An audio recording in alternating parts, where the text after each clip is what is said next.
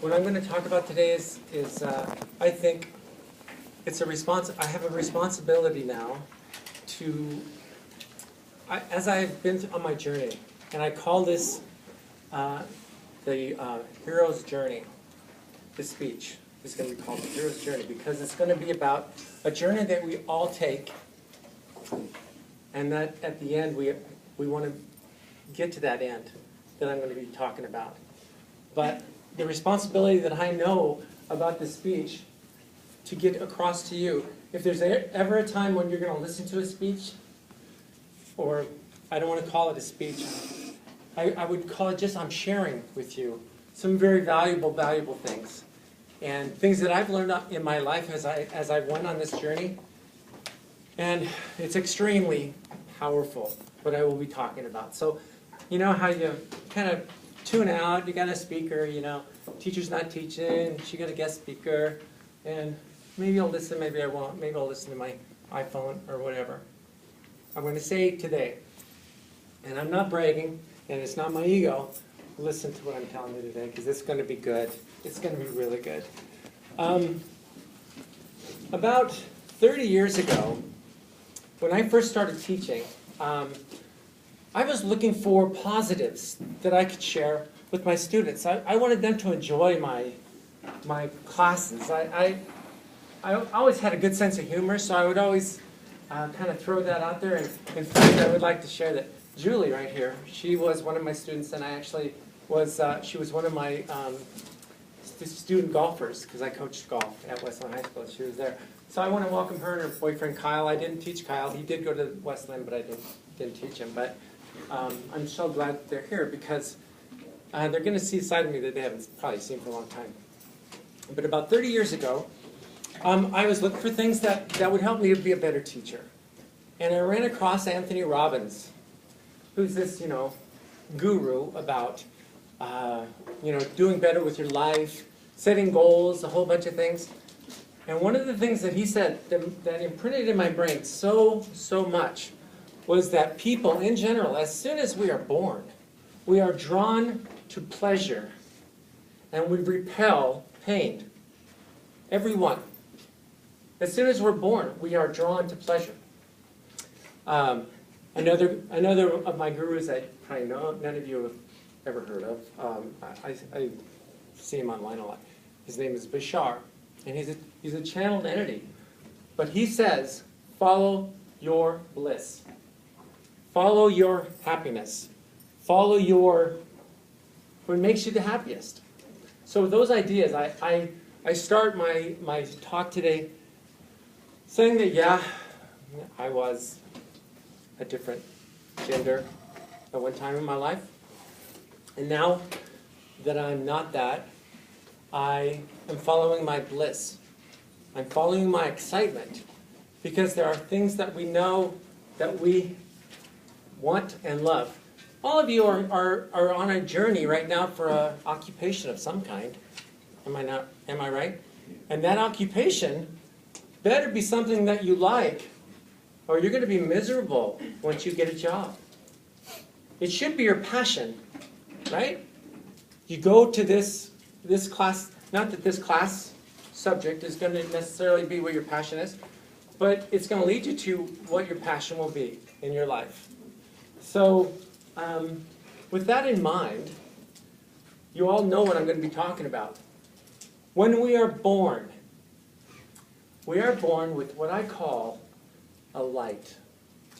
It's our inner self. It's our inner light. And I brought props. So, we're born with this on. It's on when we are born. And we're a happy little clam until something like we poop our pants. And then that happens. Right? Until it gets cleared up. Gets cleared up, back on. I'm ready. I'm happy. I'm smiling. I goo and ga, that kind of thing. Then I get hungry. And it's going to go on. And I'm going to cry. Because I'm not happy. I'm not following my bliss. I'm not moving towards pleasure. I have pain right now. So I want to move towards pleasure. So, however that can happen, when I get fed, my light goes back on. As we grow and get older, we are, as it was for me, I was 5 years old. And I didn't know what was going on, but I was from a family of 11 children, grew up in a little town about an hour away from here, in a very religious Catholic family. And, as a child, our whole community was Catholic, so we didn't know any different. What we did know was that there weren't any other Catholics in the area. And this was in Sublimity, Oregon. Does anyone know where Sublimity, Oregon is? Ah, my goodness. So yeah, it's just a little bitty town. It's changed since then, but if you know anything about Catholicity, it's a pretty strict religion. And you don't, God wants certain things, and you don't do the ones that would lead to the other guy, Well, I had two older sisters. I was the third of the 11. And one particular day I was playing with my brother. And we were up in the attic of the house, and there was a bag of clothes sitting in the attic. And we reached in, and there were some of my sister's old clothes. So actually, each of us put a dress on. And I want to tell you what, when I put that dress on, that is what happened to me. I didn't know why. It was like a little kid that wanted food. I'll get that light on if I get my pleasure. And by pleasure, I just wanted to feel good. And that little dress made me feel really good. Now my brother, on the other hand, he was you're younger. And, we played that day, and he did wear the dress that day. The next day, I went to him, and I said, hey, let's go do that again. He goes, nah, I'm not going to do that again. Well, guess what happened to me? That's what happened to me.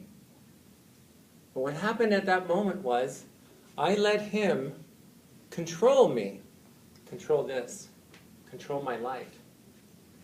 And so from then on, I kept it a secret. I didn't tell anybody, because I was afraid to. First of all, in a small town, everybody knows everything. So if that were to ever get out about me, it would have been horrible. Now, I'm going to interject some things that will make sense about me, but I might be jumping around a lot. So forgive me for that. This is actually the first time I've really done it, with the props especially. But I think they really make a difference when you see the actual action. But so I'm in this little town.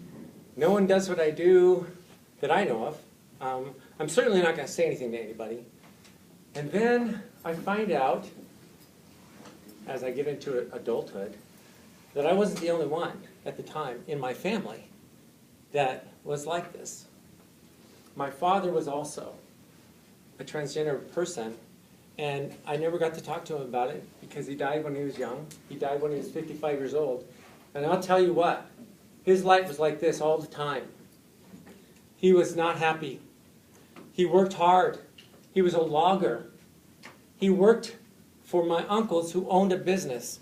And if you know anything about business, you know that the owners make the money and the workers make you the money, and you don't make hardly anything. It's like the people at Starbucks that are serving you coffee, making their $10 an hour, and the Starbucks company is making millions. Well, it's the same kind of thing. But anyway, being in a small town, my dad never was able to tell anybody. Now, the reason I found out that my dad was transgender as well is that because my sister, I had, being a golf coach, I love golf, and Julie and I, we stopped the golf. There was a high school golf tournament during the summer, and I was married for 28 years. I have 3 beautiful children, and I'll tell you more about that in a second. But after the 28 years, of what I thought was pretty good marriage, although I had the stuff that my light kept turning off about. Got to a point where my spouse said, I can't do it anymore. And, you know, I thought it was this, and oh my God, it was like this, and then crushed, stepped on. But I knew that this was who I was. It was my authentic self. And I can only do this if I'm being authentic. And any of you in here, I can tell you the exact same thing. If you're not happy, your light's not on. I'm telling you that. You are not moving towards your bliss, your happiness, things that excite you. And you may have a lot of pain in your life. And there's a lot of people walking around with that. Let me tell you, a lot of people are walking around with their light off. And I'll tell you about those people in a minute. And some of them may be in this room, and I hope not. But more than likely, there are. So anyway, we go to this golf tournament, and before it starts, I asked my sister, I said, I got something to tell you. Can you stay afterwards so I can talk to you about it? She goes, sure. So I get done golfing and all that, and get out to the parking lot with her, and I go, yeah, I got to tell you something. She goes, you and Kim aren't getting divorced, are you? I said, well, it's a little more involved than that. I said, I don't know how to say it other than just to say it. I'm transgender. She goes, I know all about that. I said, you know all about that? Did you somehow catch me in your closet sometime during our life? And she goes, no, her husband. Her husband. She found him in her wedding dress the second year of their marriage. She came home, and he was in her wedding dress. She freaked out, went to our mother and said, Mom, I just found my husband in my wedding dress. She goes, you married your father. And that's when she found out that our father was transgender, and then that's when I found out that our father was transgender. And he had already been gone when I told her that. He died in 1986. So this happened in 2007, I believe. So anyway, that's part of the light thing, you know. I was so sad about the divorce. And my kids, some survived it and some didn't. I have a son who, he actually lives in Arizona right now. He's been to his second marriage because his light wasn't on, and I don't think really that his light is on yet. But I haven't talked to him in 9 years. Both weddings I didn't go to. Wasn't even invited. What do? You try and understand it as best you can. You know, here's a guy who's trying to turn his light on. He's miserable that his dad is now something else, that he believes is some crazy thing. I don't know. But good news is my middle son, who also is down in Arizona with him in Phoenix, went down there to help him with his light, because my middle son has a huge light and it's always on, and he's an amazing kid. And then my daughter, who's right now a high school teacher over in Liberty High School in Hillsboro, following in my footsteps as a math teacher. I was a math teacher, and so she's doing her math thing, and she's absolutely just loving it. And her and I are so close. It's just a wonderful, wonderful relationship to have. So 2 out of 3, that's a good batting average. But I'm still hoping for my son. I mean, I understand it. I know what he's doing.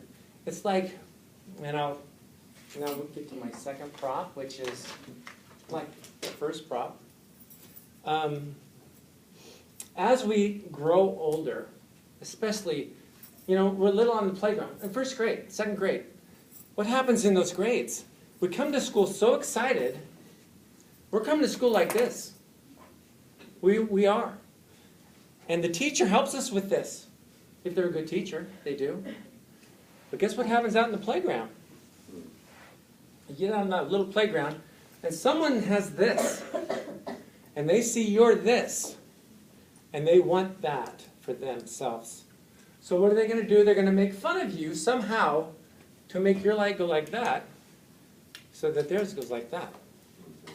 It's going to make them feel better because you don't feel as good, because they just put you down.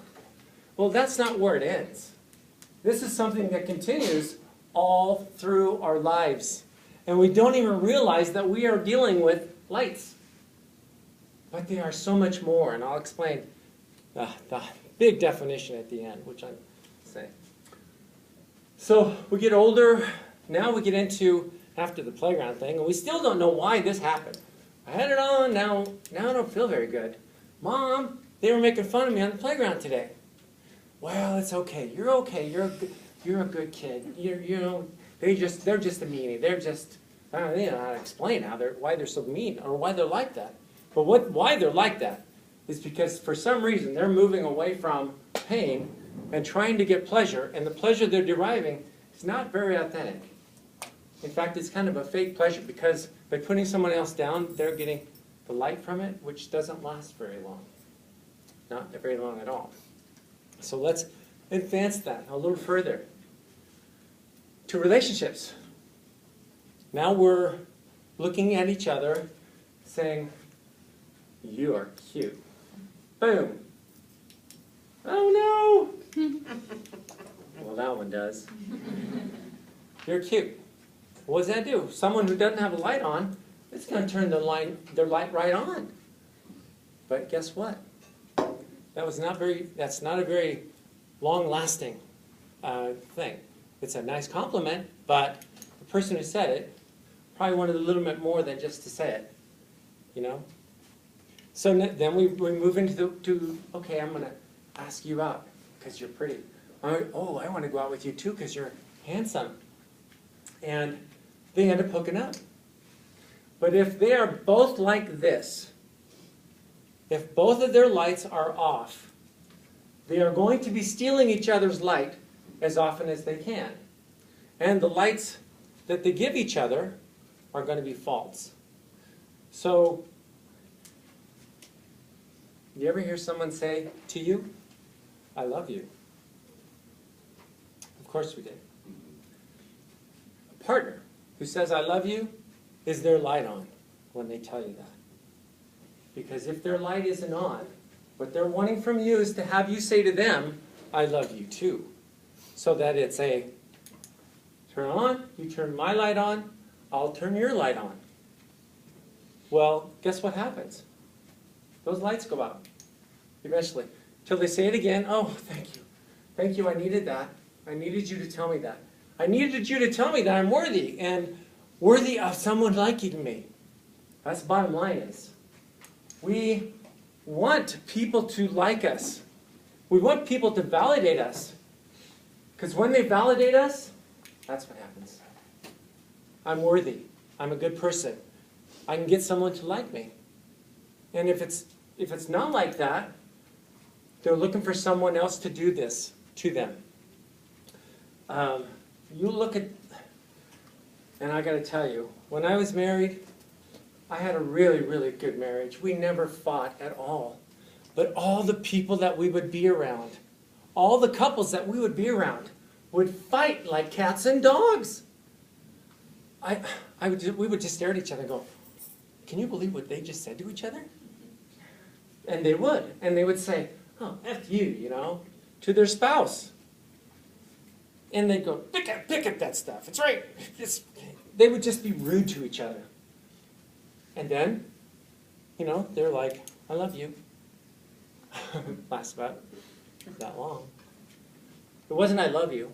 It's I need you. And I have friends like that. I have a friend who, by the way, is transgender up in Seattle. And he had a girlfriend. He still does. He actually married this gal. And he was miserable all the time. And his light was never on. And when they lived together, and I would go up and stay with him just for a weekend, just to get away. And they were friends. I don't know about good friends now. I don't see them anymore. But they would fight. And then one day he comes to me and goes, I'm going to marry her. I'm going to ask her to marry. I said, what? You guys fight like cats and dogs. You don't care about each other. You wouldn't say the things you say to each other if you loved each other. I said, can't you just be by yourself and wait till you love somebody? And this person's light wasn't on. To this day, I'm pretty sure it isn't on. And I said, do you need to be with someone? He goes, yeah, I really do. I need to be with someone. What was he really saying? He was saying, I need someone else to turn my light on. Because I can't control it myself. I don't control the switch. I let them control the switch. And that's what everybody walking through life, not everybody, nobody in this room, but people that walk through the life, you just watch them. They're controlled, their light is controlled by other people. The marriages that are out there, why do half of them fail? I ask you, why do half of them fail? You know why? Neither one of the people have their light on. They don't know how to do it. They depend on the other person to make them happy, to turn the light on. Isn't that crazy? They say, you make me so happy. You know, here's funny. This is a great little joke. You really turn me on. Right? Have you heard that from somebody? You turn me on. Little do they know that's what they actually are meaning. Because the other person has a dark light until that happens. But it's part of who we are. We want to be loved. And when we're not, it's like we're not worthy enough to do that. We're not worthy of ourselves. We don't like our own company. And it's hard to be alone. So a lot of people are now looking for their light to go on. Well, what do they go to for the light to go on? You guys know all of them. Alcohol. Let's go get drunk. Let's go drink. Now, our happy hours are different. But people look to alcohol, turn the light on. And it's a very short-lived. Because they'll have a great time that night. They'll be the life of the party. Wow, that person's really got it together. They're really secure with who they are. They're kind of making an ass of themselves.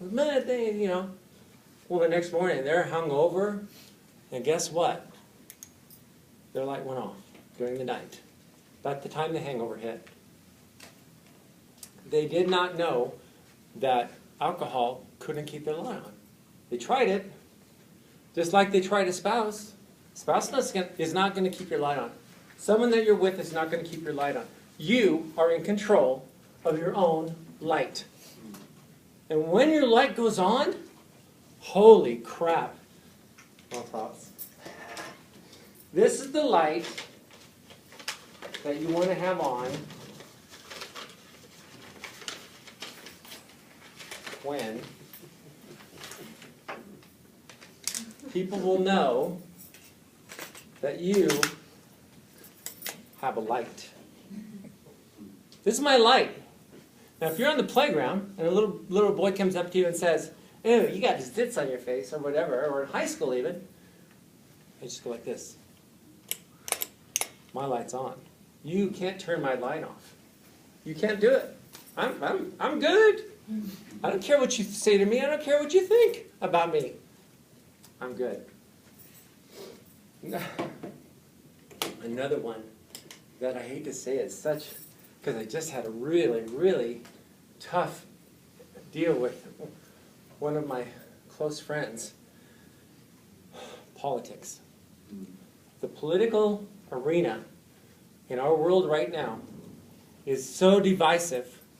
It's so, is it vitriolic? Would that be adequate? People are so mad at politics. Tell you what. Get your light on.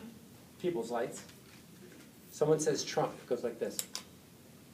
As soon as they say Trump, it's going on. What's that about? You don't believe what I believe? My light's off. You don't. Your light's on. I have this, I believe what I believe. And I'm pretty secure with it. How could you believe that stuff? Oh, I'm sorry. I didn't mean to do that. I didn't mean to make you mad. Well, wait. You just controlled my light. Screw you. This is how I am. And this is what you got to be. I'm telling you. As vitriolic as that is, what we need to be able to do is when this light is on, when we are so secure with ourselves that, you try and have a conversation, you'll have a conversation. Two people that have the same light on can have a conversation. A person with the light on and the other person has the light off, let me show you that. It's about the size of the light too. They cannot understand why you think the way you do. And they certainly don't want to hear what you say. Because they've got their opinion made. And they're actually trying to move towards their pleasure. This political ideal, whatever, is what makes me feel good. Because I think that's what's going to save our world, is if we're like this. And not that I would say against that, because I think everybody wants that too. We do have a world light that we want to keep on, where everybody's working together and no one's fighting with each other. I mean, that's ultimately what we want. But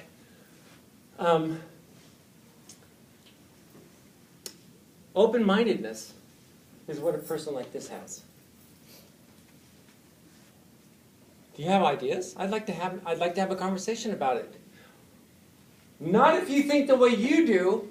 I'm not going to have a conversation with you. How can you think that way? In fact, this is how it went. This was through email, so I hate to say it, but it was not the best way to do it. But I certainly didn't want to hear someone screaming at me on the phone, because they live far away. And I have to say that this person, I do love her, but her ideas and she's been through a lot. But so she sends me this email and she goes, "Do you affiliate with this?" I'm not going to say what it is because I don't get in trouble here. But I said, well, I'm not going to confirm nor deny that I am affiliated. But she tried to hook me in, to start a conversation to her side, not my side, or she wasn't willing to listen to anybody else. But how could you do that instead of my way? And I would try and say, I don't care how you believe. I'm recognizing she's like this. She's like this. She wants her light on. She wants me to turn her light on. She wants me to agree with her. And I couldn't. But my light was already on. So I as calmly as I could say it in an email, we both disagree. I'm okay with that. I'm okay with how you believe because your belief is based upon what you've learned. And I haven't learned what you've learned. I can recognize that. I'll recognize that. But I said, you haven't learned what I learned. So how can you tell me what to believe as well? And our belief systems really do affect this life, I have to tell you. So she was trying as hard as she could to turn this off of mine. I wouldn't have it. And I said, well, let's just agree to disagree. I'm okay with you disagreeing with me.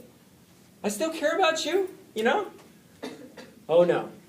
No, she was trying to do this in the worst way. She was trying to get me to turn this thing off, and I would have nothing of it. And finally, she was sending me videos, and finally I had to just go, sorry, see ya, bye. Kept my light, but hers wasn't on. I know it wasn't on, and it was just so sad. Now, getting back to relationships. Both lights are off, you're feeding off each other, and that's not going to work. It eventually will break down. I love you, I love you, I love you, and you're waiting for the I love you too. If it doesn't come, problems. Let's get married, they get married. They think that the love is going to keep the lights on, the marriage. They think marriage will keep the light on for both of them. What's going to happen? He quit paying attention to me. He quit paying attention. Would you please pay more attention to me? Oh, honey, I love you. Oh, thanks. Honey, go take the garbage out. God dang it, you never take the garbage out anymore. So here it goes. The two lights are off. They're on, they're off, they're on, they're off. That's never going to work. And eventually what happens? It's over. You don't make me happy anymore. Right? You don't make me happy anymore. It wasn't their job to make you happy. It's your job to make you happy. That's how it's going to work. Get into a relationship where one light's on and one light's off. How's that going to work? This person with the light, honey, you are the coolest thing ever. I love you so much. And I'm telling you, when this person speaks, they're telling their spouse they love them. It is not about reciprocation. I don't trade you very much. I don't need you very much. I love you very much. The person with the light off, how do they talk? I need you so much. I can't live without you. I really, really, they want to say love you, but they don't. They do say it, but that's not what they mean. I love you means I need you when their light is off. Because once you have your light on, you don't need anything from anybody. Consider this. Which one of these is it? Both lights are on. Both people. I tell you what, if you're a person with this light, you're looking for another person with that light. Because if you're looking for someone who has their light off, that you're going to save them, that you're going to somehow make them love better, you're wrong. They're in charge of that light.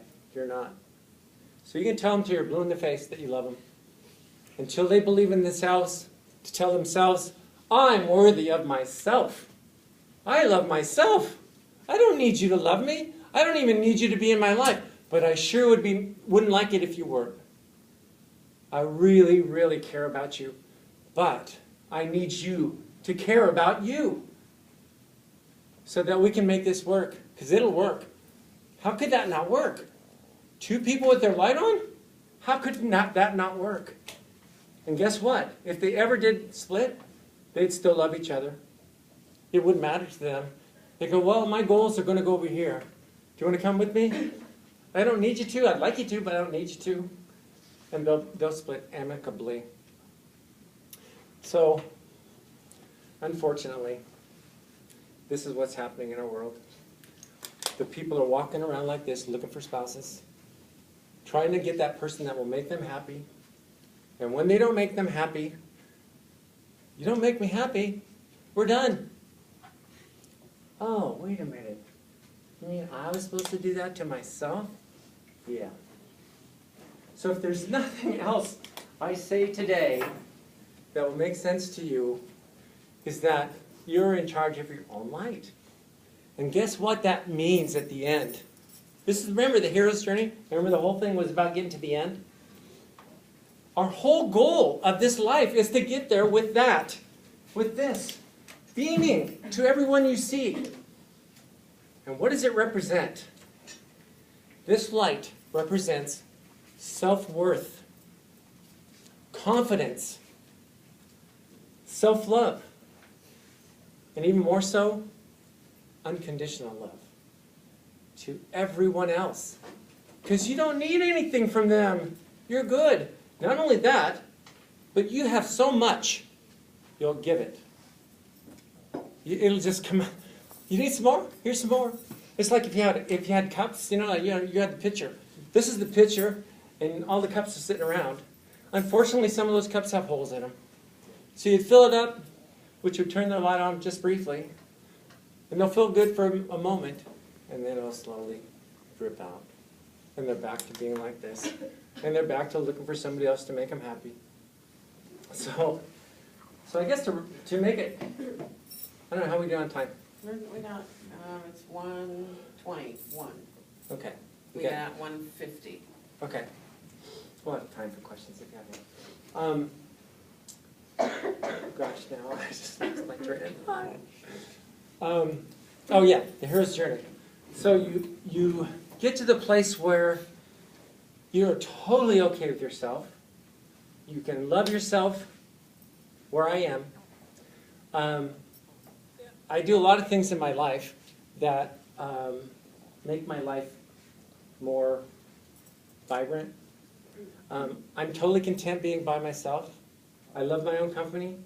And that is not coming from ego. And I'll tell you, that's another one of those false light things, is ego. Is people who, and you know who I'm talking about, the people with their chest out and, you know, they gotta prove something to everybody, and they're obnoxious actually. But secretly they're telling themselves they're cool. Because that's how they're getting their pleasure, because there's a false sense of confidence. You know, it's not light at all. But I'm telling you, once this light is on, I just love having this here. Once that light is on, you know, if someone comes along, if they don't have their light on, you probably won't be attracted in any way to them. But I'll tell you this, people are attracted to this. People are attracted to that. They go, wow, I don't know what it is about that person, but they sure got it together. God, they got confidence, they're always smiling, which is another thing you can do to help people to get their light going. How many of you have ever had a compliment that you didn't like? A compliment, though. But if it's a compliment, I'm not saying something that you would hear. Like, you look great today. And the other question I would say about that is, how did it make you feel? Did it instantly make you go, wow, thanks, feeling pretty good today, because of that compliment? Now, the compliment I don't mean by, you know, someone says something that would put you down or make you feel less than, because that's not a compliment. That's someone else trying to turn their light on and turn yours off. And if your light's on, that doesn't matter. They can't do that. They won't control it. You control it. I guess that's the whole point of what I'm trying to say here. What my journey was about was being my authentic self. And being authentic was this. Let me tell you. I couldn't do the other way. I couldn't do it. I tried. In fact, I would have done it my whole life if my spouse would have said, I'll stay with you if you do that. And I would have done that, because that's how much I loved him. That's how much I loved her. To this day, I'm surprised I didn't cry yet, because I always do when I talk about her. But I couldn't not have my light on. It was who I was. It was my authentic self. It was my confidence. It was my self-worth. It was everything about me that was good. And I don't know if you can tell that about me. But no one in this world can tell me I can't do that or be this, because it won't work. It won't work. My light will stay on. I don't care how hard they try. They've tried. Get this. When I had to finally share the story of who I was with the people that I loved, I had lots of friends. Like I said, all those couples that would, they feud each other. It was ridiculous how rude they were to each other. And now looking back, I'm thinking, oh my God, these people had lives like this all the time. They were miserable. And guess what? They're still married miserable. Still yell at each other still. But what happened? When I told them why I was getting divorced, I had to. You know, I wasn't going to be living there anymore. So they're all happy. Oh, how you doing? Oh, I hear you're getting divorced. Yeah. Why? I'm transgender. This is their light, remember? As soon as I said that, their lights all went out. Mine was like this, and I was just like, you know, it's not. I know it's not something that you're supposed to share. It's not the most popular thing I could share with you, but it is the truth. And this is how I feel, and this is how they felt when I told them. They went into the tank. And some of them even said, it won't matter to us. We'll always love you. Well, guess what? It mattered to them. Because I no longer am in their life. By their choice. Gone. Gone. I mean, you talk about having to redo a life. I've lived two in this one. I swear to God. Now, was that life good? Well, yeah, it was. But my light wasn't on. And during that life, I had to struggle to hide that light from people. And the way I hid it was, I was a very good athlete. I played baseball in college and ended up playing a couple years of professional baseball. All that time, my light wasn't on. Because it wasn't who you see here. This is the person that will shine the brightest. I don't know why. I go back to when I was 5 years old. Put the dress on. Why did my light go on so? I was beaming happiness. I don't know why. Well, I can tell you why. Because that's who my authentic self was. And until I got that straight, my light couldn't shine. And now it does. And it doesn't matter if you don't like if my light shines. Because I know there may be some people in this room, I don't know, that disagree with anybody doing what I've done. Changing genders. Hey, we're all in the same fight, right? And we're all in this together. Why did it happen that I became happy and all the friends I had were sad? That's what happened. My happiness meant that they were all sad. A lot of them really, really close to me. How could that happen? Guess what? I controlled their light. I told them, you don't like it? That's fine. I'll turn your light off. Turn your light off. Turn your light off. Turn your light off. You can hear them all in succession. Click, click, click, click, click, click, click. They all went off. Until I got out of the picture, so then they could go, oh, thank God, they're gone. I can have my light back on. What brief it will be, because someone just told me they love me. Whatever. So anyway, bottom line, as I wind this up, get to this point. Don't let other people tell you how to turn this on or off. And if you're with someone who controls that, figure out how to control it yourself so that they don't control it. Show them how to control their own so that you guys can get along and be happy together, or else it's not going to work. You gotta have light. You gotta have light. Okay, I think I covered just about everything. How many people in here have ever heard the Moody Blues? If you've never heard of the Moody Blues, good for you. Moody Blues, a band from the 1970s, but they're still around. Most of their music is about love. I'm telling you, you listen to their songs. Nights in White Satin? Anyone? Nights in White Satin? Moody Blues. Well, there's one particular song that every time I hear it, it just bonks me in the head. The name of the song is called Question. And a line in that song goes, "And the love that you are giving was always meant for you."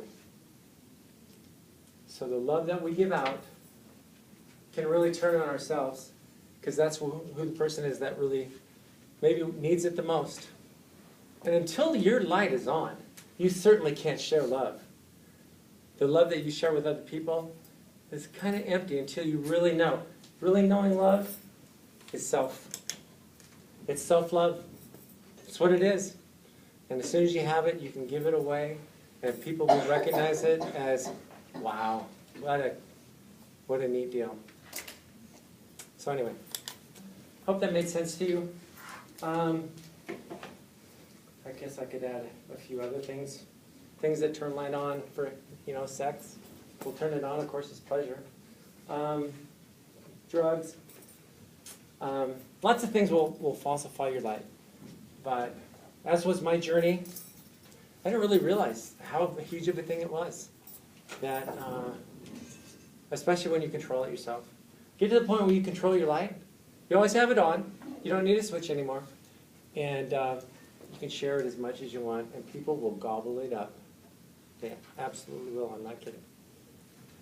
Okay, any questions about anything?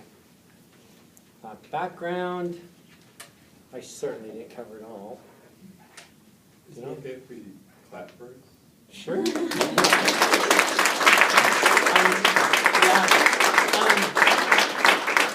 Like I said at the beginning, I don't take this lightly. I'm gonna guess that you've never heard a speech like that before. And if little kids would know that, what a different world we'd have. Can you imagine a world with everybody's light on? Oh my God, and that is my goal. I want my light to shine and fill up your light, if you don't have it filled, so that when you leave here, you can go out and share with people your light, and they'll go, what? There's something different about you. Well, guess what? Guess what? There was a speaker in my transgender class today, and they talked about loving yourself. And I think I'm going to start doing that. And it really works. I will say this. It's not easy. It is not easy. We have our own faults. We are our worst critic. But when you realize that you are in this body, in this life, with these people, to be the best that you can be, however that is, and that no one else can determine whether your light's on or not, you are. You're the one that determines that. That the people who don't want to be around you are really going to be missing out. They're miserable. I mean, you know, they're just not very happy people. They're always searching for someone else to turn their light on. And I hate to say it, but a lot of the relationships in today's world, a lot of the marriages, that's why they all fail. Or not all of them, but a lot of them fail. And some of them stay in it for years and years and years. They'll stay to their 50-some years of marriage, and they can't stand each other. But they stay for the kids. Or, well, who knows, whatever. They make up something. Yeah. You mentioned that you can help show someone how to turn their own light on. Will you go into that a little bit more? Well, the things that I can say about having a light on involve things like confidence. You ever put something on, clothes-wise, and you look in the mirror and you go, wow, that is good. Clothes will help you do that. It really does. You care enough about yourself that you feel you want to feel good and look good, clothes will do it. Music. Listen to good music. Don't listen to things that are going to be, you know how it's just trashy, bang, bang, loud, not very soothing to your soul. Because music talks to your soul. For me, and my kids hate it that I do, I love smooth jazz. I love smooth jazz. Not Kenny G type stuff, but I don't know if you know the Rippingtons or Paul Hardcastle or some of these musicians that their music absolutely goes through my blood, and I just feel so good when I listen to it. So those are two really, really, really things that you can actually do right away. But when you speak to yourself, your self-talk is huge. You have to tell yourself you are the best you can be, and you're not a less than. There's no one in the world less than you or better than you. No one. 2 arms, 2 legs, 2 eyes. You know, some hair, some not. But no one's better than you. And yet they think they are. They're the ones that try and take your life. They're the ones that are they're putting you down to make themselves feel better or whatever. But they're not, they're shallow. But self-talk. I'm a good person. Like me or not, I don't care what you think. Now you don't want to say it so flippant that it puts them off. Like, oh, that person's really, I don't want to be around that. But self-confidence, you've been around people like that. They exude it. They just have it.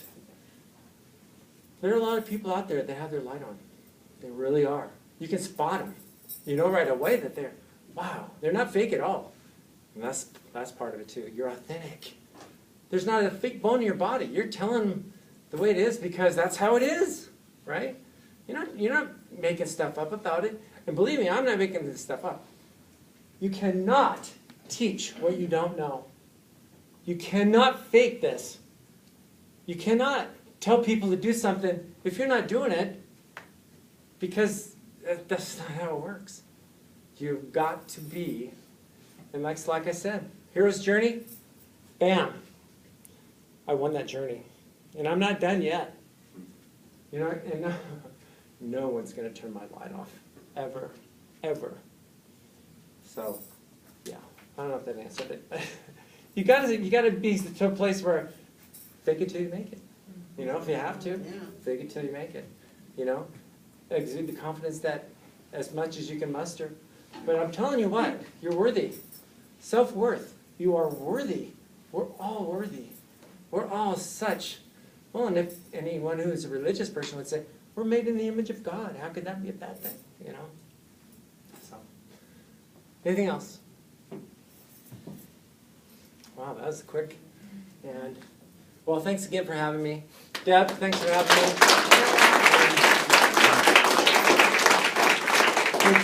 Exit slips, please put them